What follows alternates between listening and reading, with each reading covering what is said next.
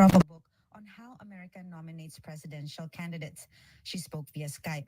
Politically, it would be meaningful because these delegates are supportive of Joe Biden and they would certainly listen to him. But he can't automatically transfer his delegates to Harris or anybody else for that matter. Almost all 3,896 Democratic delegates meeting at the Democratic National Convention in Chicago, Illinois next month have pledged votes to Biden, who swept the primary contest in the country. But under DNC rules, those pledges can be changed. Calls for Biden to pass the torch grew louder in recent days, including from top Democratic lawmakers. 58% of Democrats think Vice President Harris would make a good president, according to a new poll from AP North. Overall, 30% of Americans think she would. If Democrats settle on Harris leading the presidential ticket, they must also select her running mate. Biden said he will speak to the American public later this week in more detail about his decision. Donald Trump, officially nominated by Republicans as their presidential nominee Thursday, issued his statement on social media. Crooked Joe Biden was not fit to run for president and is certainly not fit to serve. Patsy Widakuswara, VOA News, Washington. Kamala Harris, America's first ever female vice president, could be nominated to take the top spot on the Democratic Party ticket for president of the United States. Senior Washington correspondent Carolyn Presutti looks back at Harris's roots and her past 4 years in office. Please raise your right hand and repeat. A history-making moment in the United States in 2021.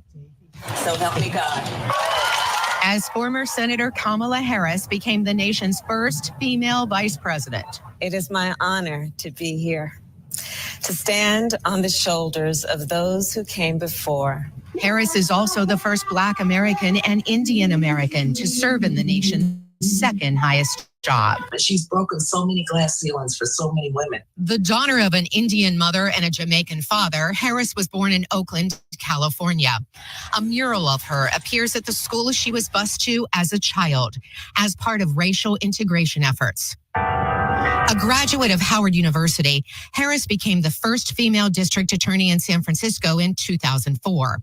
And then in 2011, the first Black woman to serve as California's Attorney General. During her years as vice president, Harris has been vocal about the U.S. Supreme Court's overturning of Roe v. Wade, a 1973 decision that had made abortion legal nationwide. During his term, former President Donald Trump appointed 3 conservative justices to the High Court. He uses the word proudly, takes credit for overturning Roe. So make no mistake, if Trump gets the chance, he will sign a national abortion ban to outlaw abortion in every single state. The vice president also applauds continuation of the Affordable Care Act and the reduced price of insulin achieved by the Biden administration. Raise your hand if you have a family member with diabetes. Early on, she was tapped to lead the administration's efforts at the border. But the Biden campaign ended up on defense, with immigration a key issue in the 2024 election. Now, undocumented spouses of American citizens who have been in the country for 10 or more years can stay in the country while they apply for a green card. Speaking to pro-immigrant groups like the Asian American, Native Hawaiian, and Pacific Islanders, she quickly turns the focus to Donald Trump's words. That someone who vilifies immigrants, who promotes xenophobia, someone who stokes hate, should never again have the chance to stand behind a microphone and the seal of the President of the United States. Harris has become more present at rallies like these on the campaign trail after President Joe Biden's stumbling performance in the June debate with former President Donald Trump. We beat Trump once and we're going to beat him again, period. With President Biden's withdrawal from the race on Sunday, if Harris is nominated, she would again make history as the first Black and Indian American woman to run for the nation's highest office. God bless you and God bless the United States of America. Carolyn Presutti, VOA News. U.S. President Joe Biden has ended his re-election campaign and endorsed Vice President Kamala Harris to take his place as a Democratic Party candidate in the 2024 presidential race. According to Reuters, Biden said in a letter posted Sunday on the social media platform X that he will remain in office until the end of his term. Kweku Nwauma is a professor in the School of International Service at American University here in Washington, D.C. He tells me that Biden made the right decision. I think it's consequential. I think if you are a Democrat, a sign of relief. If you're a Republican, caution, because you've prepared all this while to face Joe Biden and he's no longer going to be on a ticket, and you have to quickly recalibrate and prepare for Kamala Harris or whoever the Democrats decide to go with. And still, what is not clear, even within the Democratic Party, is everybody going to now rally around the vice president? Well, that should probably be the next thing to do, because it's easy to go with her for all kinds of reasons. She's already on the ticket with Biden, so she will inherit all the money that the campaign has already raised. That money cannot be easily transferred to another candidate. So she's the person that should be number one on the list. Also, she's been a pretty good vice president, and she has national experience, and so she's the logical candidate. She's more qualified than Barack Obama was when he ran for president, more qualified certainly than Donald Trump was when he ran for president. And the Democratic establishment, they don't have a lot of time to find somebody else and to prepare that person for national office. Running for president is difficult. You can be a successful governor. You have to learn the entire country. She's been there. She's done that. If they rally around her, she can win. And I think that within the next week or so, this is going to be sorted out, and the Democrats are going to have to talk among themselves and come up with a quick plan to either endorse her or, if not, have some type of a context to see if there's somebody better out there. But whoever is chosen, the entire party has to rally around that person, because there's no time play around. Professor, I was reading an article. The Speaker of the House of Representatives, Mike Johnson, was calling on President Biden to resign because he said that if President Biden is not fit to run for president, he's not fit to serve as president. I think the Republicans have to say that, because this is unexpected, and this is, they are on the other side, so they have to contest that. But I don't think that you could draw a conclusion based on him coming out and saying that he's not going to run for re-election. Doesn't mean that he cannot be president. It means that he's admitting that maybe he cannot be president for the next 4 years. It doesn't mean that he cannot be president for the next 4 months. So I think that he's going to finish out his term. But I understand the Republicans making a case out of this. It's what they're supposed to do. They are the opposition party. Kweku Nwauma is the professor in the School of International Service at American University here in Washington, D.C. World leaders are continuing to react to President Joe Biden's decision to not seek re-election in November and to back Democratic Party's vice presidential nominee, Kamala Harris.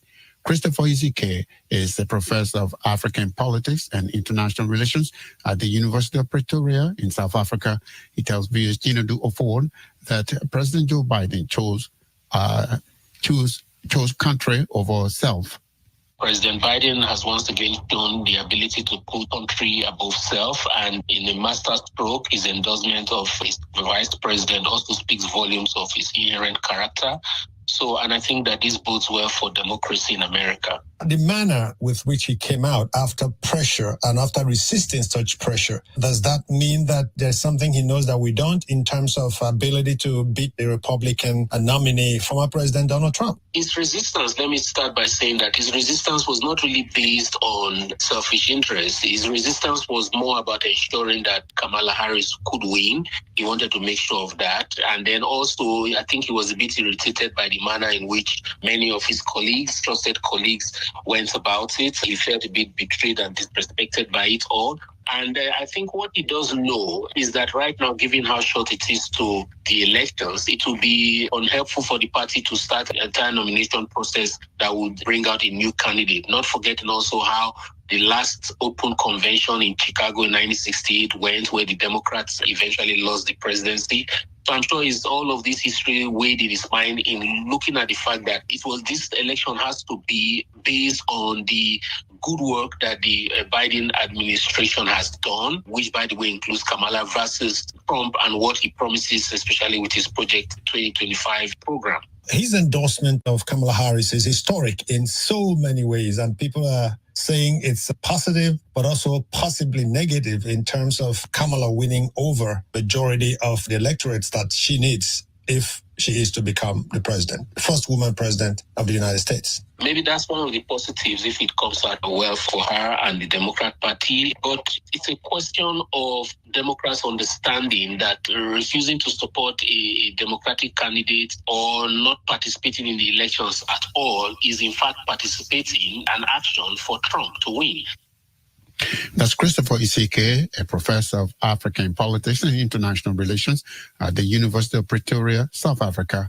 You're speaking with viewers Chinedu Ofor from Washington, D.C.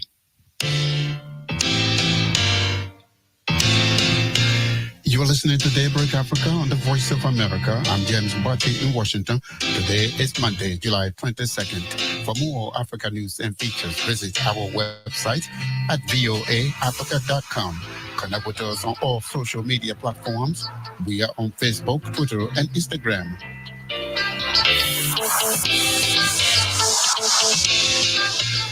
Kenyan President William Ruto says there will be no more protests in Kenya. Youth who make up the Gen Z movement successfully led demonstrations calling for the withdrawal of the Finance Bill 2024. They are again demanding that the president resign. But speaking Sunday after a church service, Ruto warned of dire consequences and that his government will deal firmly with those who engage in mayhem, anarchy, and the destruction of property. I want to challenge those who are sponsoring, orchestrating, funding this violence to step forward and give us their alternative views on how to take Kenya forward. They must not remain anonymous. They must not remain formless or faceless. They must step forward and tell us, beyond anarchy and destruction and violence and mayhem, what are their alternative plans for Kenya? I also want to request the media to report responsibly. Reporting, celebrating, encouraging violence, destruction of property, anarchy, mayhem is irresponsible.